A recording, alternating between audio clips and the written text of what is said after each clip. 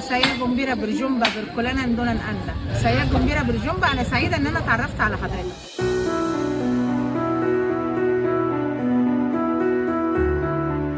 أنا في قرية الجزارة بقالي 35 سنة.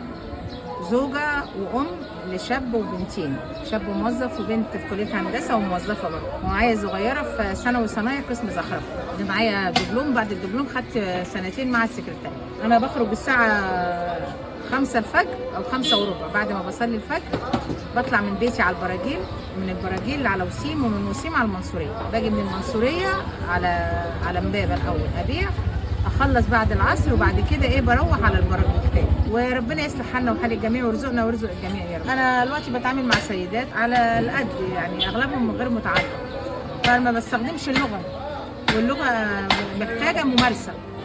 ما مارستش اللغه باستمرار مش هتعرف تتكلم مع اي حد. في حميميه بيني وبين العملاء بتوعي او زبايني. يعني انا ممكن مثلا اغلط في حسابي مع زبونه، تلاقي الزبونه تقول لا يا ام اسلام ده الحساب كذا كذا.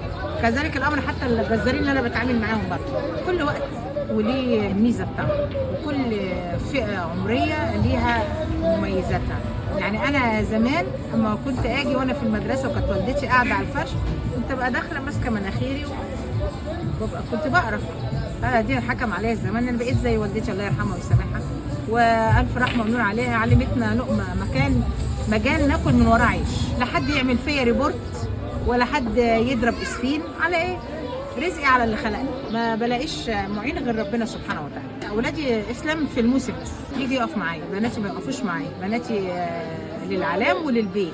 انا محتاجه اروح مثلا، ممكن يكونوا جم من الكليه بدري او المدرسه بدري، الاقيهم عملوا لقمه، خلصوا الشقه، اروح انا مثلا اخد دوره غسيل.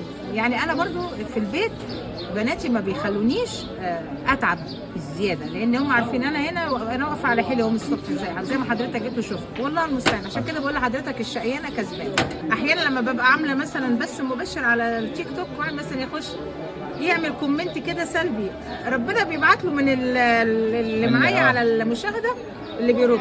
الحمد لله. انا بحب مياده وام كلثوم وورده الله يرحمها عبد الحليم، لكن ما تقوليش حمو بيكا ولا شاكوش ولا مكوش.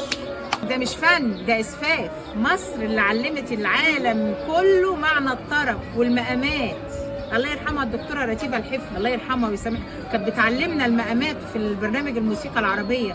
كنا نحب نسمع الاهات والمقامات، السيكا والنهاوند والجهار. النغمات دي بتطلع الحزن والشجن اللي جواك، بتغير مودك. هات لي اغنيه من اللي بيعملوها لي بتوع المهرجانات بتغير مودك.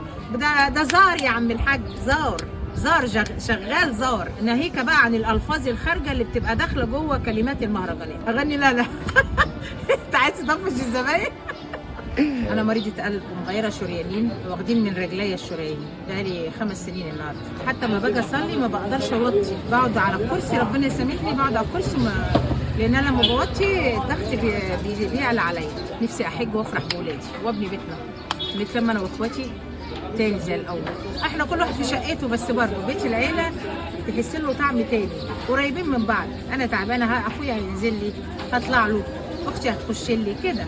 خلي بالك احنا لازم نتمسك ببعض قوي، لازم كلنا نرجع نتمسك ببعض وبالعيله. احنا اللي حصل فينا في الايام دي كده ناتج عن ان احنا بنتفرق، بنبعد عن اخواتنا، بنبعد عن اهالينا. الجزارين ربنا يبارك لكم، وربنا يلمكم على بتاع الناس، ويكفينا ويكفيكم شر سلاحكم، ويجعله يا رب شهر فضيل علينا وعليكم، ويلمكم على بتاع الناس. دي احسن دعوه لكل جزار في الايام دي، لكل ست المصريه. انت اجدع ست على مستوى العالم، انت ام الفراعنه، انت أم الأبطال، أم الشهداء، أم الأنبياء. السيدة هاجر مصرية، السيدة ماريا القبطية زوجة سيدنا محمد صلى الله عليه وسلم قبطية مصرية.